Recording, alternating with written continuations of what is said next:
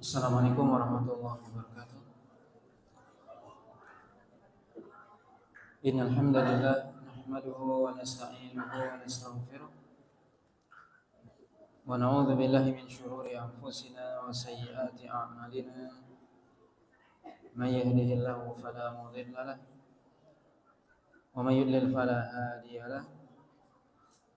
Asyhadu an la ilaha illallah wahdahu la syarika lahu wa asyhadu anna Muhammadan abduhu wa rasuluh alladzi la rasula wa la nabiyya ba'dahu. يا أيها الذين آمنوا اتقوا الله حق تقاته ولا تموتن إلا وأنتم مسلمون. أما بعد. Bapak dan Ibu kaum muslimin dan kaum muslimat yang dirahmati oleh Allah Subhanahu wa taala. Alhamdulillah, puji dan syukur kita sampaikan kepada Allah Subhanahu wa taala. Salawat dan salam kita sampaikan kepada Rasulullah sallallahu alaihi wasallam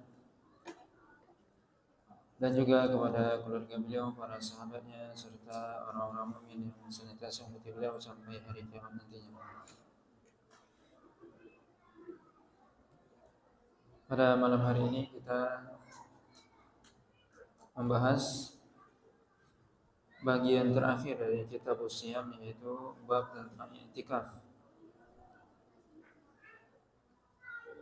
yaitu bab yang ke-41, i'tikafu al-ashr al-awakhir min Ramadan, yaitu bab tentang beriktikaf di 10 hari terakhir di bulan Ramadan.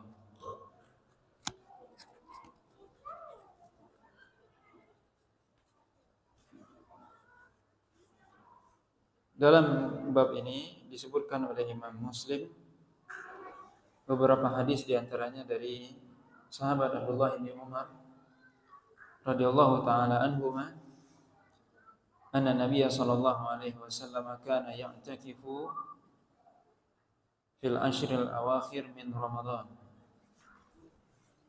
yaitu Abdullah bin Umar radhiyallahu taala anhu menyebutkan bahwasanya Nabi sallallahu alaihi wasallam itu beriktikaf di 10 hari terakhir dari bulan Ramadan.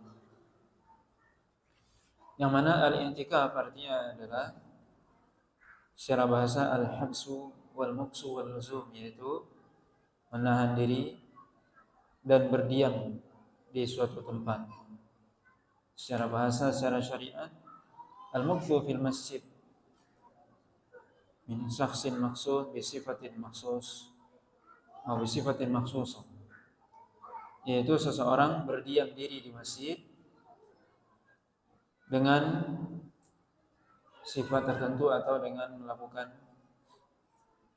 aktivitas tertentu yang disyariatkan. Maka i'tikaf artinya adalah seorang berdiam, yaitu berdiam di masjid. Tentunya berdiam dengan tujuan beribadah kepada Allah Subhanahu wa taala, niatnya beribadah kepada Allah Subhanahu wa taala.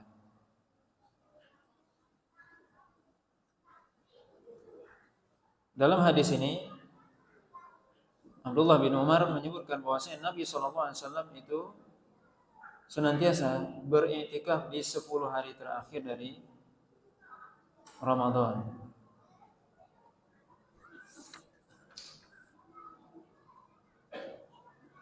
Dalam riwayat yang lainnya juga dari Abdullah bin Umar, anna Rasulullah SAW kana ya'takifu al-ashr al-awakhir min Ramadan. Qala Nafi'un wa qad arani Abdullah bin Umar al-makan alladhi kana ya'takifu fihi Rasulullah SAW min al-masjid.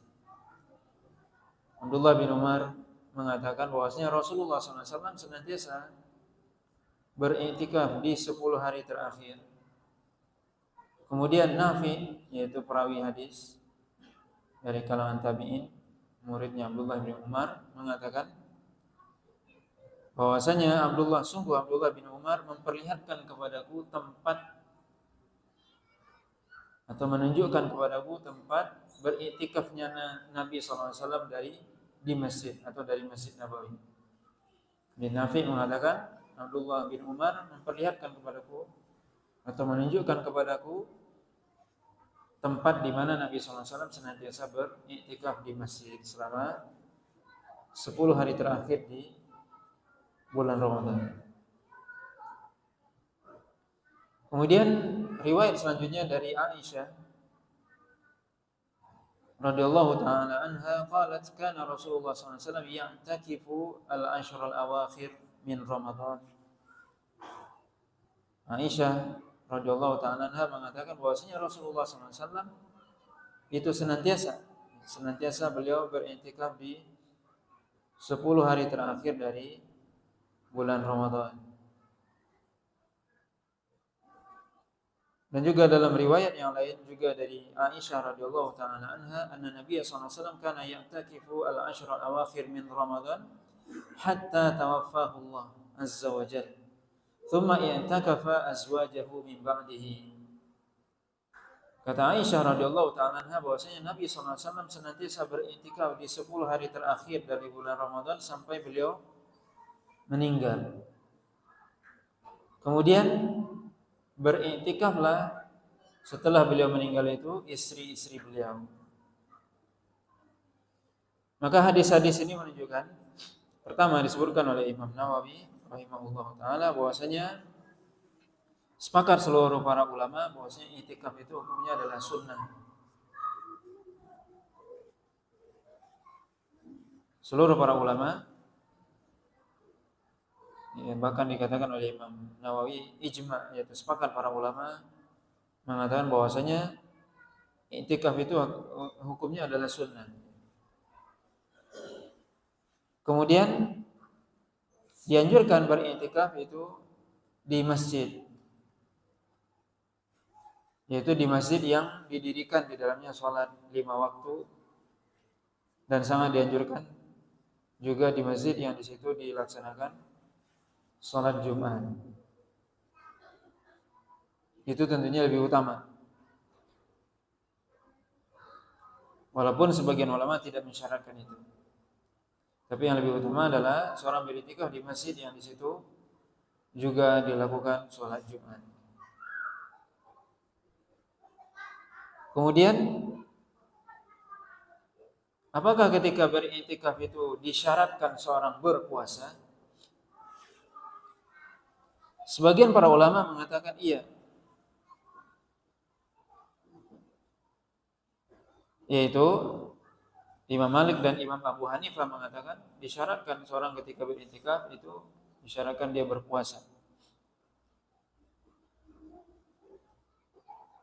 Menurut ulama yang lain mengatakan bahwasanya itu tidak disyariatkan atau tidak disyaratkan. Itu bolehnya seorang, kata Imam Nawawi di sini, bahwasanya boleh saja seorang beriktikaf berdiam diri di masjid selama dia di masjid dengan meniatkan dirinya untuk iktikaf. Bukan disebutkan tidak dibatasi waktu berapa lamanya iktikaf di dalam masjid. Seorang ketika dia menunggu sholat misalnya dari maghrib ke isya, dia niatkan beriktikaf di masjid, berdiam diri di masjid selama waktu tersebut dia berzikir kepada Allah SWT, baca Al-Quran dan tidak keluar dari masjid, maka itu dianggap iktikaf. Dan juga tidak disyaratkan itu di bulan Ramadan. Artinya boleh di selain Ramadan. Ini berdasarkan hadis dari Umar bin Khattab radhiyallahu ta'ala anhu bahwasanya beliau mengatakan, ya Rasulullah, inni nadartu an a'takifa lailatan fil jahiliyah. Faqala Rasulullah sallallahu alaihi wasallam, "Aufi bin nadrika." Di sini dikatakan oleh Imam Bukhari dan Muslim bahwasanya Umar mengatakan, wahai Rasul, sungguhnya aku ketika waktu jahiliyah pernah bernadar untuk beriktikaf di malam hari. Tentunya kalau di malam hari tidak berpuasa. Maka Nabi SAW mengatakan, aufi bin nadrika, yaitu penuhi nadarmu.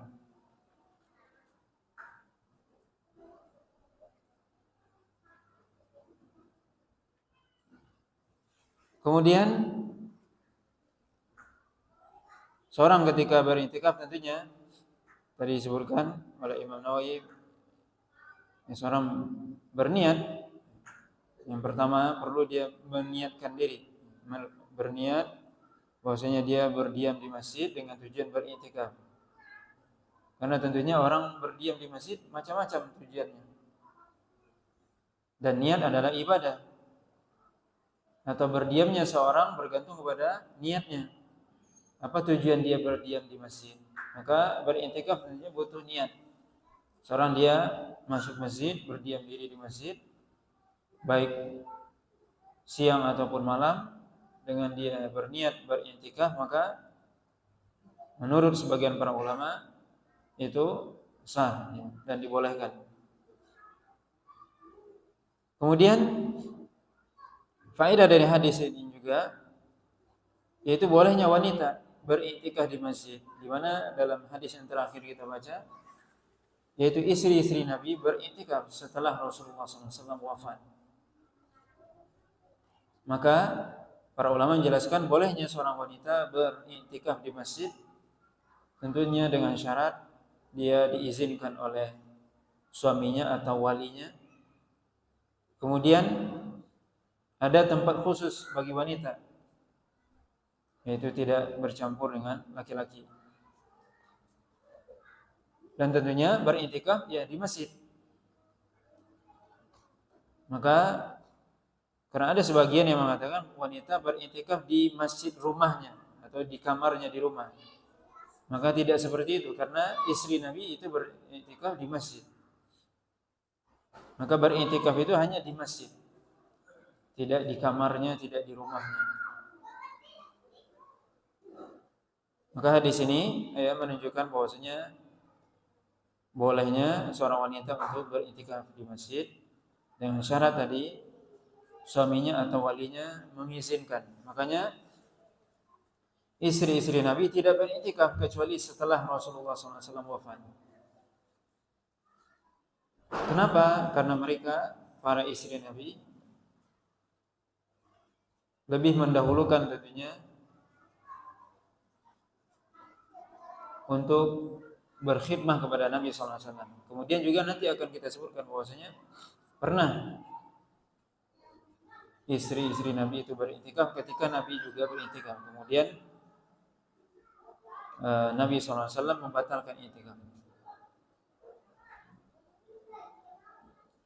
yaitu hadis pada bab selanjutnya, yaitu bab mata yadkhulu man arada al-i'tikaf fi mu'takafihi. Kapan seorang yang ingin beriktikaf masuk ke tempat iktikafnya? Ini menunjukkan bahwasanya seorang ketika dia beriktikaf di masjid, boleh dia mengkhususkan suatu tempat di masjid tersebut, tapi dengan syarat tentunya tidak mengganggu orang lain. Misalnya dia mengkhususkan di belakang sehingga tidak mengganggu ketika sholat berjamaah. Atau ketika dia mengkhususkan tempat tersebut, dia ketika sholat berjamaah dia menyingkirkan barang-barangnya atau perkakasnya sehingga tidak mengganggu. Di sini disebutkan hadis dari Aisyah radhiyallahu taala anha, kana Rasulullah sallallahu alaihi wasallam idza arada an ya'takifa shalla al-fajr thumma dakhala mu'takafahu wa innahu amara bi khibaihi faduriba wa arada al-i'tikaf fi ashr al-awakhir min Ramadan fa amara Zainab bi khibaiha faduriba wa amara ghayruha min azwajin Nabi sallallahu alaihi wasallam bi khibaihi faduriba. Falamma shalla Rasulullah sallallahu alaihi wasallam al-fajr nadhara fa idza al-akhbiyah faqala al-birra turidna fa amara Rasulullah sallallahu alaihi wasallam bi khibaihi fa quwwida wa taraka al-i'tikafa fi syahri Ramadan hatta i'takafa fi ashri al-awwal min Syawal. Hadis ini dari Aisyah radhiyallahu taala anha, beliau menceritakan bahwasanya Nabi SAW ketika beriktikaf, ketika ingin beriktikaf, maka beliau ketika itu salat fajar, salat subuh, kemudian setelah itu beliau masuk ke tempat iktikafnya. Berarti ini tempat khusus.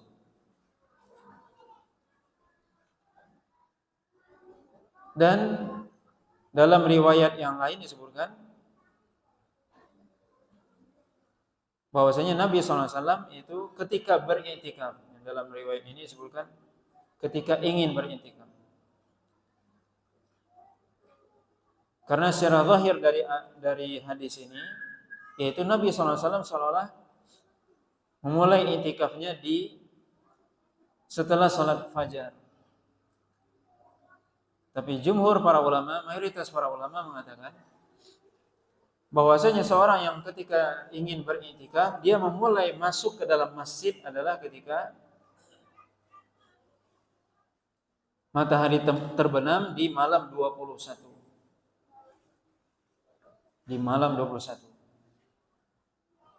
Maka dia beriktikaf di 10 hari terakhir. Berarti kalau dia mau beriktikaf di 10 hari terakhir, maka dia masuk ke masjid itu ketika maghrib di malam 21. Adapun hadis Aisyah ini menyebutkan bahwasanya Nabi SAW itu masuk ke tempat iktikafnya setelah salat fajar. Jadi ini perlu dibedakan. Seorang ketika dia ingin beriktikaf, dia masuk ke masjid itu di malam 21. Tapi ketika dia ingin memulai iktikaf dalam artian menyendiri dengan berzikir, baca doa dan sebagainya, itu setelah sholat fajar. Berarti malamnya dia sholat bersama imam dan sebagainya. Ketika setelah sholat fajar, dia masuk ke tempat dia, sebagaimana Nabi SAW lakukan. Di mana Nabi SAW di sini dalam riwayat Aisyah mengatakan, Nabi kalau ketika sholat fajar maka beliau masuk ke tempat iktikafnya. Kemudian disebutkan di sini bahwasanya Nabi SAW ketika beriktikaf itu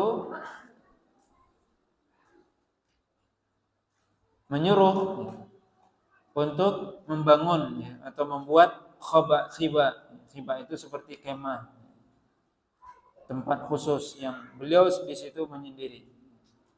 Dan ini dibolehkan bagi orang yang dia beriktikaf, karena hakikat dari iktikaf adalah seorang menyendiri, dia tidak banyak berinteraksi dengan orang lain. Karena beriktikaf adalah seorang hakikatnya dia sedang bermunajat dengan Allah SWT. Maka dia berdoa, berzikir, membaca Al-Quran. Itu hakikat beriktikaf. Dia menyendiri, beribadah hanya kepada Allah SWT dan mengurangi berinteraksi dengan manusia. Disebutkan dalam riwayat yang lain dari Aisyah radhiyallahu taala bahwasanya Nabi SAW ketika beriktikaf itu beliau tidak masuk rumah kecuali, kata Aisyah, kecuali hanya untuk tujuan manusiawi, kata Aisyah. Tujuan manusiawi apa? Ya, mungkin makan, minum dan sebagainya. Mungkin ganti pakaian dan sebagainya, itu tujuan manusiawi. Artinya kebutuhan. Ataupun mandi dan sebagainya. Boleh seorang keluar sebentar untuk dia ganti pakaian, dia mandi, makan. Setelah itu keluar. Dia kembali lagi ke masjid. Bahkan kata Aisyah, Nabi hanya lewat saja di rumah.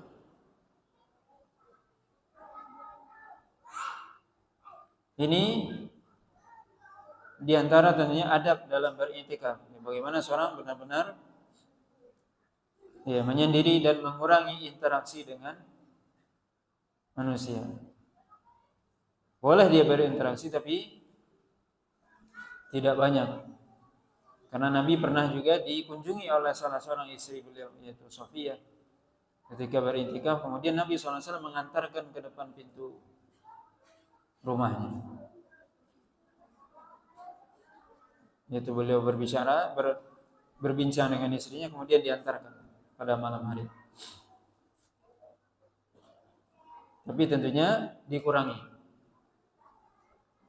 Termasuk dalam hal ini adalah yang perlu kita perhatikan, mungkin sebagian orang dia mengurangi interaksi dengan manusia di dunia nyata, tapi di dunia maya dia berselancar ria. Ini bukan itikaf. Jawab japri ini, BA ini, sama aja. Ini kesalahan dalam beritikaf. Atau yang jelas itu mengurangi pahala. Tidak sempurna. Dia memang menyendiri dia di situ, mojok. Tapi dia sibuk dengan media sosial. Itu juga interaksi namanya. Maka seorang beritikaf dia benar-benar dia berusaha untuk mengkhususkan dirinya dan waktunya hanya untuk Allah SWT beribadah. Mungkin kalau sekedar dia bertanya keadaan, ya boleh saja, tapi tidak sepanjang waktu dia sibuk dengan Facebook, dengan ini, dengan itu dan sebagainya. Ini tentunya tidak. Sebenarnya boleh juga dia di dunia nyata dia bertanya, menyapa saudaranya dan sebagainya, boleh. Tapi tentunya dikurangi. Itu hakikat dari i'tikaf. Maka Nabi SAW di sini membangun atau membuat seperti kemah tadi, tujuannya seperti itu, supaya lebih konsentrasi. Kemudian dalam hadis ini disebutkan bahwasanya pernah Zainab ketika Nabi SAW beriktikaf tersebut, kemudian Zainab juga membuat seperti kemah juga di masjid. Dan juga istri-istri Nabi yang lainnya. Kemudian Nabi SAW ketika itu setelah salat subuh melihat kenapa banyak sekali kemah di belakang masjid. Kemudian Nabi SAW mengatakan, Al-birru turidna, kamu, kata Nabi SAW kepada istri-istrinya, ingin kebaikan atau apa? Jadi Nabi SAW tahu maksud mereka ini, yaitu istri-istri Nabi ketika itu. Pertama kali Zainab membuat kemah di masjid, kemudian yang lain juga ikut. Hafsah, Aisyah disebutkan dalam riwayat yang lain. Nabi langsung paham, ini mereka semua lagi cemburu. Ini mau itikaf apa mau cemburu-cemburuan? Maka Nabi SAW langsung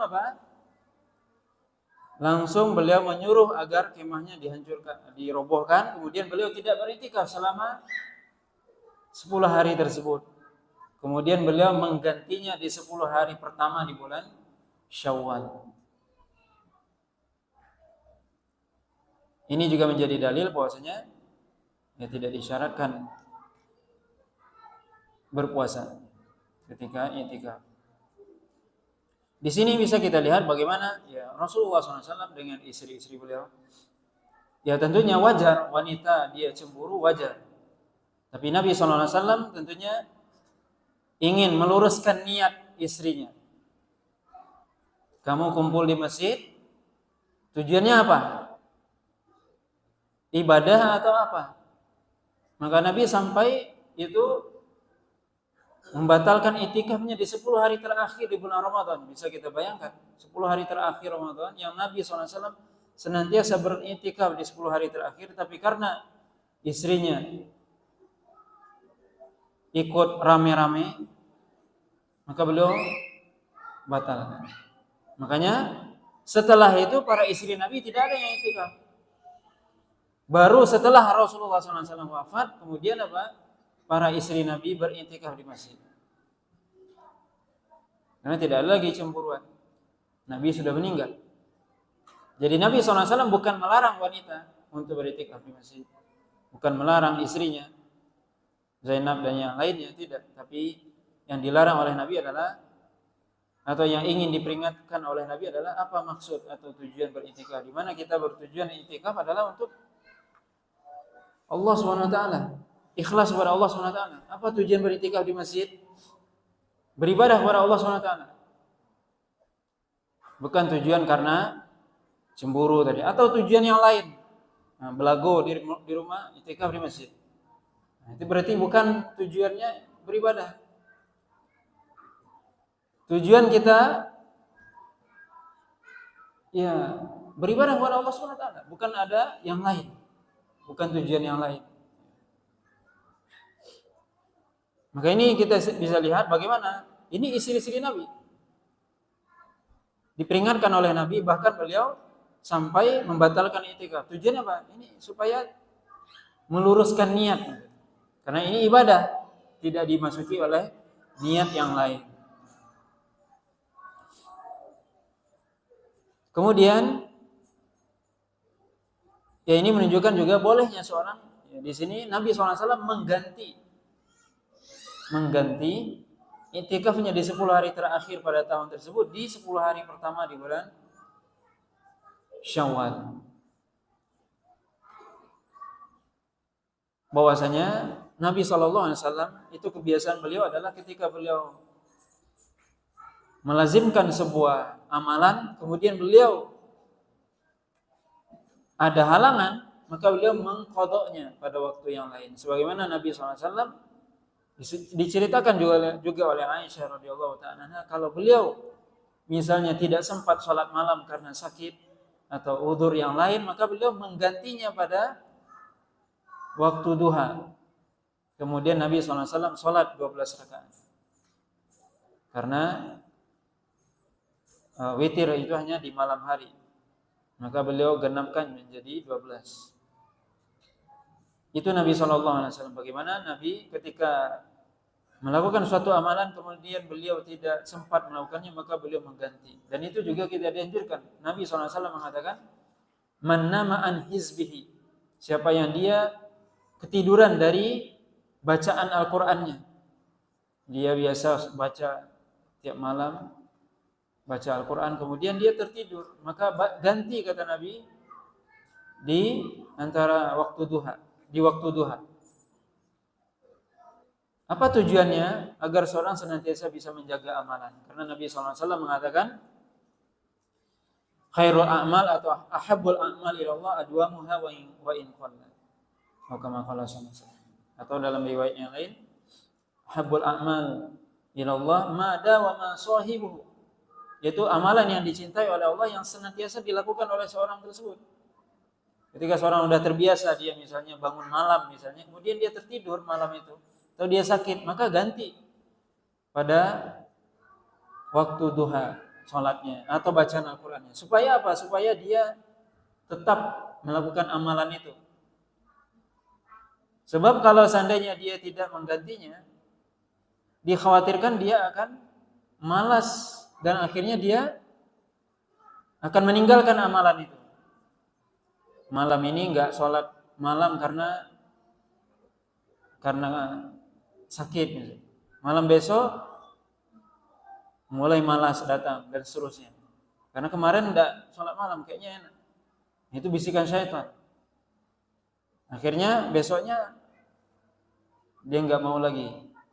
Nah, untuk menjaga amalan, maka seorang dianjurkan dia memiliki amalan yang ketika dia sudah lazimkan amalan tersebut, dia dawamkan, rutinkan, dia jaga amalan itu. Kalau dia lupa atau dia tertidur atau dia sakit atau dia punya uzur, maka dianjurkan dia menggantinya pada waktu yang lain supaya dia tetap bisa menjaga amalan tersebut. Kemudian bab selanjutnya yaitu bab al-ijtihad fi ashril awakhir min syahri Ramadan. Yaitu bersungguh-sungguh dalam beribadah kepada Allah Subhanahu wa taala di 10 hari terakhir di bulan Ramadan. Hadis juga dari Aisyah radhiyallahu taala anha, qalat kana Rasulullah sallallahu alaihi wasallam idza dakhala al-ashru ahya al-laila wa ayqadha ahlahu wa jadda wa shadda al-mi'zar. Rasulullah sallallahu alaihi wasallam, kata Aisyah radhiyallahu taala anha, kalau sudah masuk 10 hari, maksudnya 10 hari terakhir dari Ramadan, ahya al-laila, maka beliau menghidupkan malam itu. Menghidupkan malam maksudnya bergadang dengan beribadah kepada Allah Subhanahu wa taala. Apakah seorang boleh bergadang untuk beribadah? Boleh ya, ketika di 10 hari terakhir di bulan Ramadan. Atau dia menyedikitkan tidurnya. Biasanya dia tidak tidur atau dia sedikit tidurnya. Ahya al-lail, yaitu dia menghidupkan malam Ramadan itu dengan berzikir kepada Allah, berdoa, baca Al-Quran, sholat. Wa ayqadha ahlahu, dan juga membangunkan keluarganya, dibangunkan untuk beribadah kepada Allah Subhanahu wa taala, dibangunkan anak istri, diajak untuk beribadah. Washadda wa al-mi'zar, atau wajadda wa shadda al-mi'zar, yaitu mengencangkan sarungnya. Imam Nawawi mengatakan syaddal mi'zar artinya tafarruq, yaitu fokus untuk beribadah kepada Allah Subhanahu wa taala. Juga ada makna yang lain disebutkan yang menambah ibadah kepada Allah Subhanahu wa taala di 10 hari terakhir dari bulan Ramadan. Kemudian juga sebagian ulama mengatakan makna dari syaddal mi'zar yaitu dia menjauhi istrinya karena dia sedang beribadah atau fokus beribadah kepada Allah Subhanahu wa taala.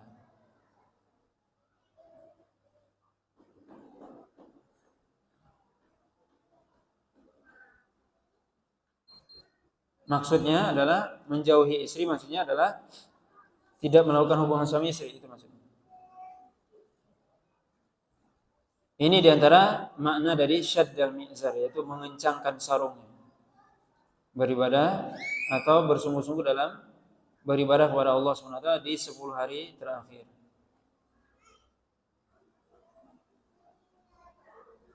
Kemudian hadis selanjutnya dari Aisyah radhiyallahu taala anha, kana Rasulullah sallallahu alaihi wasallam yajtahidu fil ashri al-awakhir ma la yajtahidu fi ghairihi.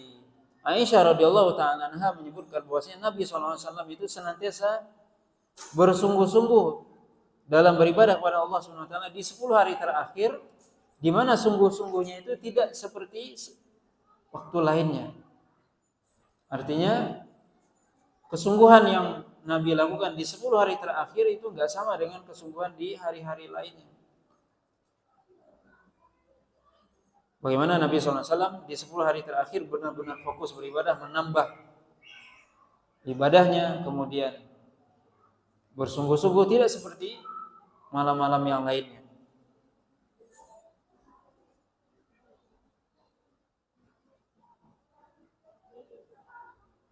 Kemudian, dan ini tentunya dianjurkan kita untuk beribadah di 10 hari terakhir, memperbanyak sholat sunnah ataupun membaca Al-Quran, mengkhatamkan Al-Quran, kemudian berzikir, berdoa. Karena itulah di antara amalan yang dianjurkan di 10 malam terakhir dari Ramadan. Tentunya guna mendapatkan Lailatul Qadar. Kemudian bab yang terakhir adalah bab shaum Ashri Dzulhijjah, yaitu puasa di 10 hari bulan Zulhijjah. Hadis dari Aisyah radhiyallahu ta'ala anha, qalat ma ra'aitu Rasulullah sallallahu alaihi wasallam sha'iman fil ashri qattu. Aisyah mengatakan, aku tidak melihat Rasulullah sallallahu alaihi wasallam berpuasa di 10 hari pertama bulan Zulhijjah. Dalam riwayat yang lain juga dari Aisyah, anna Nabi sallallahu alaihi wasallam lam yasum al-ashra. Bahwasanya Nabi sallallahu alaihi wasallam tidak berpuasa di 10 hari pertama bulan Zulhijjah. Ini hadis yang dibawakan oleh Imam Muslim, dua riwayat dari Aisyah radhiyallahu ta'ala anha yang menyebutkan bahwasanya Nabi SAW, kata Aisyah, tidak berpuasa di 10 hari pertama Zulhijjah. Tapi disebutkan dalam riwayat yang lain, yang disebutkan oleh Imam Muslim adalah riwayat Aisyah radhiyallahu ta'ala anha. Disebutkan dalam riwayat yang lain dari sebagian istri-istri Nabi disebutkan bahwasanya Rasulullah SAW itu senantiasa berpuasa 9 hari di bulan Zulhijjah dan berpuasa hari Asyura dan senantiasa berpuasa 3 hari di setiap bulannya. Hadis ini diriwayatkan oleh Imam Abu Dawud, Imam Ahmad, An-Nasa'i dan yang lainnya. Maka para ulama di sini menjelaskan bahwasanya hadis ini, hadis Aisyah menafikan, artinya menafikan, meniadakan bahwasanya Aisyah mengatakan Nabi tidak pernah berpuasa di 10 hari pertama bulan Zulhijjah. Tapi riwayat yang lain dari sebagian istri Nabi yang lain mengatakan Nabi berpuasa di 10 hari atau di 9 hari pertama di bulan Zulhijjah. Para ulama menjelaskan bahwasanya Aisyah radhiyallahu taala anha di sini menafikan, sedangkan hadis yang lain itu menetapkan. Maka sebagian para ulama menguatkan hadis yang menetapkan, karena disebutkan dalam kaidah usul fikih dan juga yang disebutkan oleh para ulama hadis, yaitu al-mutsbit muqaddamun 'ala nafi, yaitu orang yang menetapkan lebih didahulukan daripada orang yang menafikan. Di mana orang yang menetapkan yang menyebutkan bahwasanya Nabi berpuasa di 10 hari atau di 9 hari pertama. Yang menafikan berarti yang mengatakan tidak puasa. Maka yang menetapkan itu didahulukan daripada yang menafikan. Ini menurut sebagian para ulama. Sebagian ulama yang lain mengatakan, ya ketika berarti bagaimana kita menghadapi atau menjawab hadis Aisyah? Padahal hadis Aisyah diriwayatkan oleh Imam Muslim. Sedangkan hadis yang menetapkan bukan diriwayatkan oleh Imam Muslim. Dari sisi hadis maka lebih kuat hadis Aisyah, karena diriwayatkan oleh Imam Muslim. Maka disebutkan bahwasanya Aisyah radhiyallahu taala anha menafikan. Bisa jadi maksudnya adalah bahwasanya Nabi memang ketika berada di rumah Aisyah itu tidak berpuasa.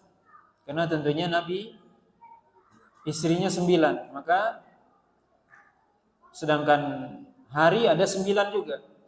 Maka mesti satu hari berada di rumah Aisyah. Dan mungkin ketika berada di rumah Aisyah, maka Nabi tidak berpuasa ketika itu. Dan di antara para ulama menyebutkan hal itu. Dan bisa jadi Nabi tidak berpuasa karena ada uzur, mungkin beliau sakit dan sebagainya atau yang lain. Maka ini diantara jawaban para ulama yang menyebutkan bahwasanya Aisyah di sini menafikan Nabi SAW tidak berpuasa. Dan tentunya Aisyah memberikan berita yang beliau ketahui ya, dari Nabi SAW.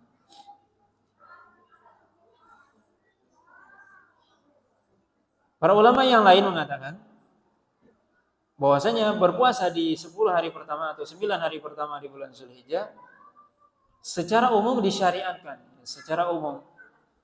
Karena berdasarkan hadis yang umum, hadis yang diriwayatkan oleh Imam Bukhari dari Abdullah bin Abbas radhiyallahu taala anhu, bahwasanya Nabi SAW mengatakan, "Ma min ayyamin al-amalu shalih ahabbu ila Allah min ayyamil ashar."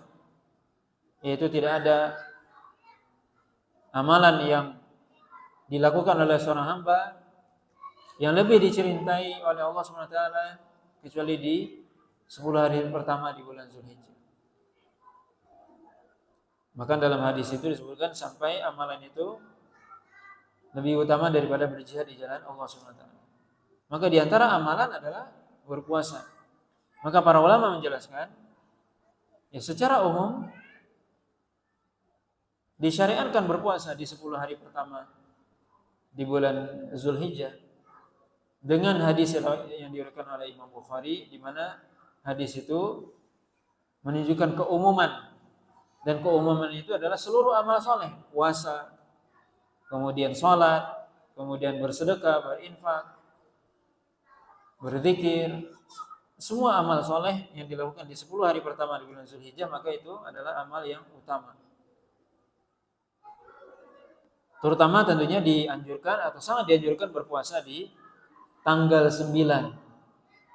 Ya, tanggal 9 Dzulhijjah, karena Nabi sendiri menyebutkan bahwasanya puasa yaumi Arafah, shaum yaumi Arafah ahtasibu ayyukaffiru sanah al-madiyah wal baqiyah.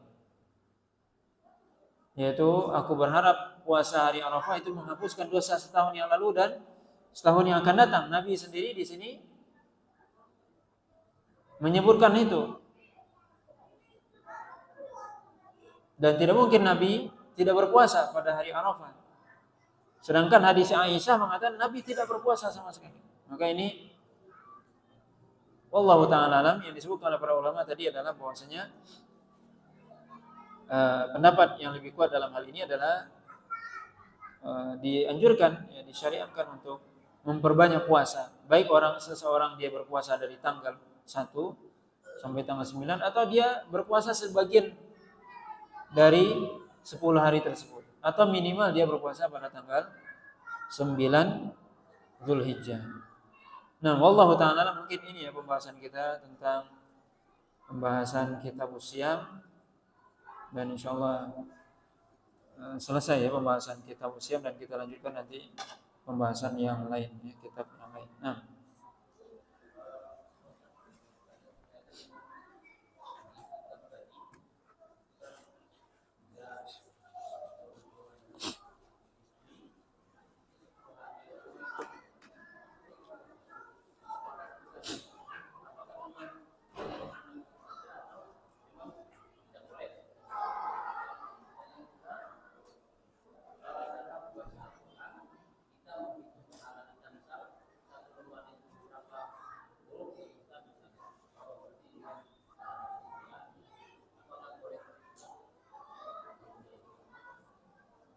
Nah, yang pertama, seseorang beriktikaf. Dia beriktikaf atau tidak?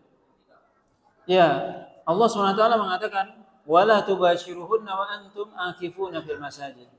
Jangan engkau menggauli istrimu sedangkan kamu sedang beriktikaf di masjid.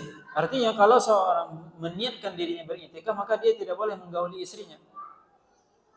Kalau dia berniat 10 hari beriktikaf di masjid, berarti dia tidak menggauli istrinya selama 10 hari itu. Kalau dia menggauli istrinya berarti batal iktikafnya. Kalau dia mau lagi berarti dia mengulangi niatnya. Itu maksudnya. Jadi bukan berarti diharamkan, tidak. Tidak diharamkan. Boleh seorang beriktikaf ketika di 10 hari terakhir saya enggak boleh mendekati istri saya? Boleh. Tapi kalau dia beriktikaf, maka memang dia batal iktikafnya ketika dia menggauli istrinya, karena Allah SWT menyebutkan wala tubashiruhunna wa antum akifuna fil masajid. Jangan Anda menggauli istri Anda ketika Anda beriktikaf di masjid. Ketika seorang beriktikaf, maka dia tidak menggauli istrinya. Tapi maksud dari kata tadi syadda mi'zar itu salah satu makna. Jadi seorang ketika dia di 10 hari terakhir, beda antara orang yang dia iktikaf dengan tidak. Kalau dia beriktikaf, maka dianjurkan dia tidak menggauli istrinya. Karena kalau dia menggauli istrinya berarti batal iktikafnya. Kemudian berarti dia harus mengulangi niatnya lagi, memulai lagi.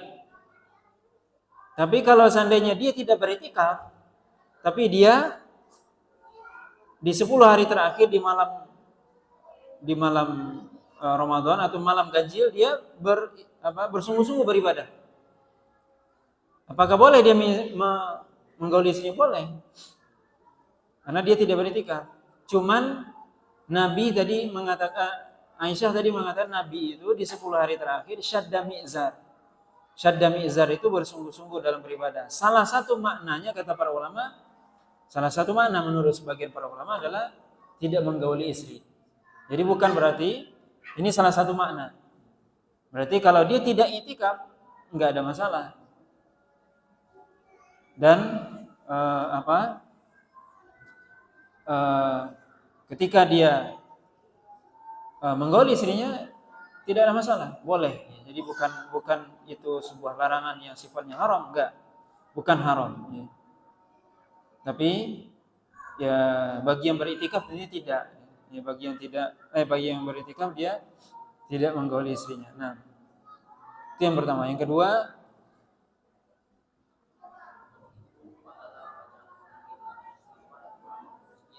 ya kenapa kita menghitung? Buat apa kita menghitung? Ya? Biarlah malaikat saja yang menghitung. Kan nggak perlu kita ngitung. Nabi mengatakan ketika kita baca Al-Quran, satu huruf yang kita baca maka bagi kita 10 pahala. Kita mau hitung, ya buat apa? Nggak usah lah kita ngitung. Dari satu halaman kita mau hitung, lebih baik kita baca. Selama kita menghitung itu mungkin juga lewat 2 halaman kita baca. Ya. Ngitung ini berapa gitu kan? Misal kita baca 2 halaman 3 halaman, waktu yang kita gunakan untuk menghitung itu nggak perlu. Ya. Yang jelas kita beribadah kepada Allah SWT, pahalanya Allah SWT tentunya yang lebih mengetahui. Nah, subhanakallah wa bihamdika asyhadu an la ilaha illa anta astaghfiruka wa atubu ilaik wa sallallahu ala nabiyyina Muhammadin wa ala alihi wasallam. Wassalamualaikum warahmatullahi wabarakatuh.